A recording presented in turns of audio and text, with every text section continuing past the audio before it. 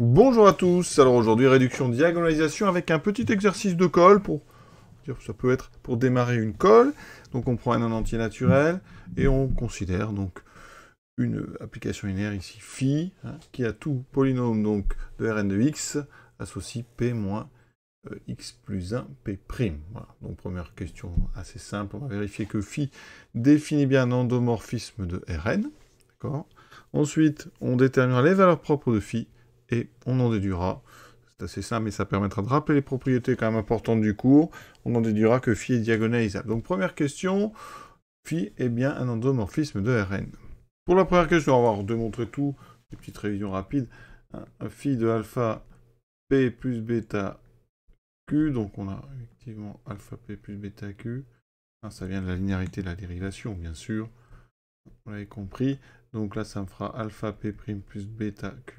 Donc on regroupe alpha p moins x plus 1 p'. Je vais mettre l'alpha en facteur. Et là, on aura la même chose bêta q moins x plus 1 q'.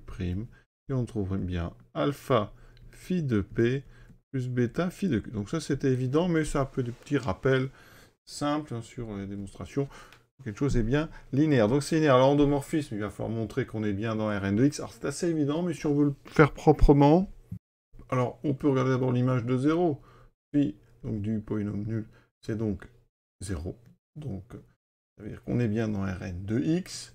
Ensuite, quel que soit k, donc appartenant à 0n, comment on peut faire ça? On peut aller chercher, par exemple, l'image de la base canonique, de tous les éléments de la base canonique. Donc, je vais prendre 1, x, donc x1, x2, etc. jusqu'à xn. Évidemment, si n égale à 0, on n'a que ici, donc le 1. D'accord? Donc, phi de xk, ça vaut combien? D'accord? Eh bien, on a donc xk moins x plus 1. Donc, je dérive kx, donc k moins 1. Alors, on développe xk moins kxk. Voilà, moins kxk moins 1. Ce qui me donne 1 moins kxk moins kxk moins 1.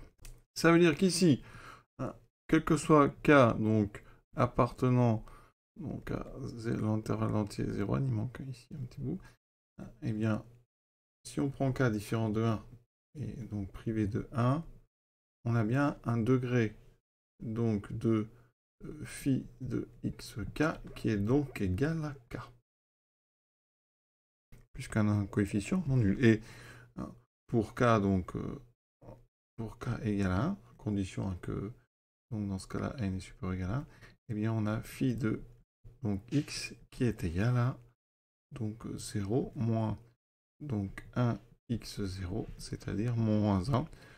Donc dans tous les cas, on remarque que quel que soit k, donc pour tout k appartenant à l'intervalle donc d'entier 0n, phi de xk appartient donc à Rn de x, puisqu'ici le degré c'est k inférieur ou égal à n. Et donc ici, on a un degré dans tous les cas inférieur ou égal à n.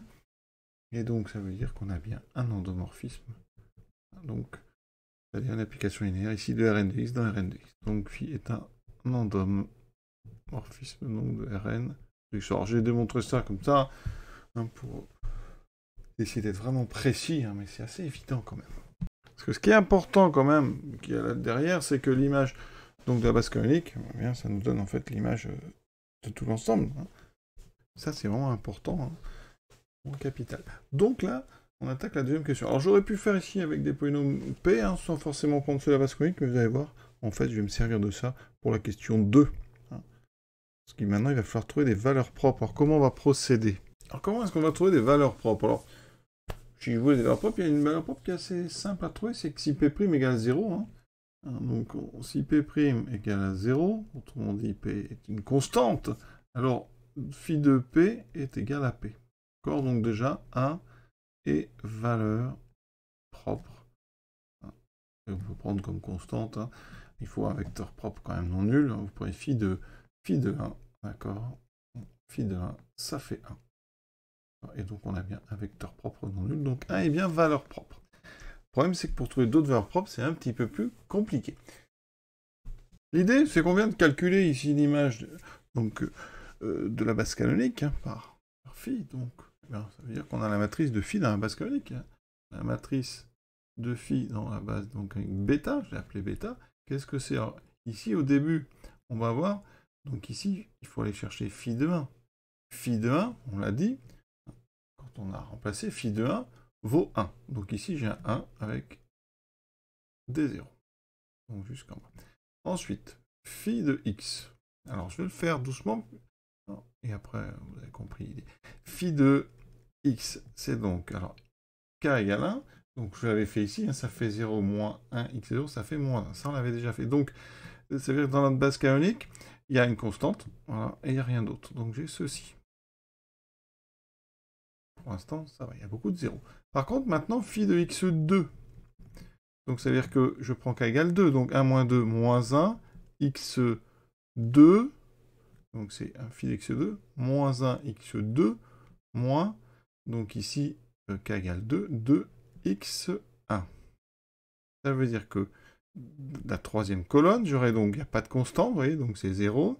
Et ensuite, j'ai un moins 2 ici pour le x, et j'ai moins 1 sur la diagonale. Hein, ce qui m'intéresse, c'est vraiment les coefficients diagonaux, parce que vous voyez, qu'est-ce qui se passe? On a une matrice qui semble être triangulaire. Alors, je vais mettre un 0 de plus ici. Matrice triangulaire inférieure. Donc, on continue. Phi de x3, pour bien que vous voyez ce qui se passe, ça va faire donc, je prends k égale 3, moins 2x3, moins 3x2. Donc, ici, j'ai un 0, j'ai un 0, et ça continue. Ici, j'ai donc un moins 3, et après, j'ai un moins 2. Vous voyez qu'ici, on a moins 1, moins 2, moins 3, moins 4, etc. Ici, c'est 1, 0, moins 1, 2. Et après, il y a toujours des 0.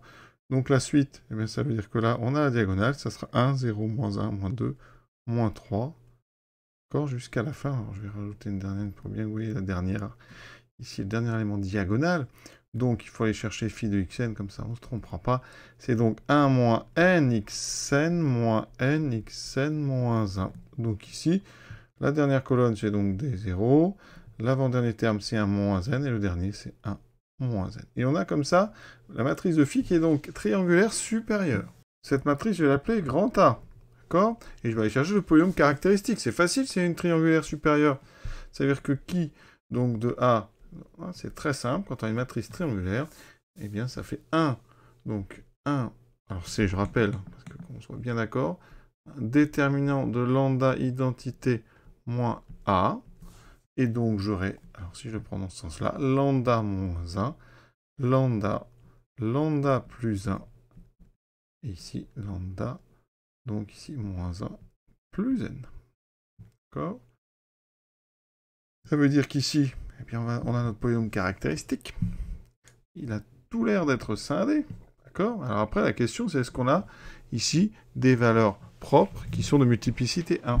Alors j'ai fait le calcul de qui 2, mais c'était pas la peine, hein, parce qu'ici, en fait, ce qui m'intéresse, c'est les coefficients diagonaux, parce que ça veut dire que le spectre, il est devant vous. Hein, le spectre, donc, de A, autrement dit, de l'endomorphisme phi, c'est donc un ensemble 1, 0, moins 1, moins 2, etc., jusqu'à donc 1, moins n. Il faut bien vérifier qu'on a en fait n plus une, donc valeur propre, différente. Alors juste pour les cas un peu n égale 0, le spectre, il y en a, c'est 1. C'est l'ensemble donc réduit à l'élément 1. Pour n égale 1, c'est l'ensemble réduit aux éléments 1 et 0. D'accord? Et après, vous avez après une liste 1, 0, puis ça augmente, ça diminue plutôt moins 1, moins 2, etc. Donc on a bien, on a dans tous les cas n plus une valeur propre distincte. Et donc ça, eh bien, ça nous dit forcément, donc phi est diagonalisable. Ah, effectivement, vous avez donc, grâce à ça, hein, une base formée de vecteurs propres, parce qu'on a trouvé ici des valeurs propres qui sont, il y en a n plus une qui sont toutes distinctes, ça veut dire que vous avez donc n plus 1 vecteurs propres qui peuvent former une base. Hein. D'accord, 2 vecteurs propres, tout ça c'est équivalent au fait que phi soit diagonalisable, ça veut dire que est aussi la somme directe des sous-espaces propres de chacune des n plus une valeur propre, hein, et qu'en termes de dimension, la dimension donc de E, c'est la somme pour i allant de 0 à n des dimensions donc des EI phi. Mais comme ici, on voit bien que en termes de dimension, chacun de dimension 1, on a en fait des valeurs propres de multiplicité 1, avec à chaque fois un espace de dimension 1. Voilà. Et donc on retrouve bien ici n plus 1, et heureusement. On va s'arrêter là. Je vous souhaite une bonne fin de journée à tous et à bientôt.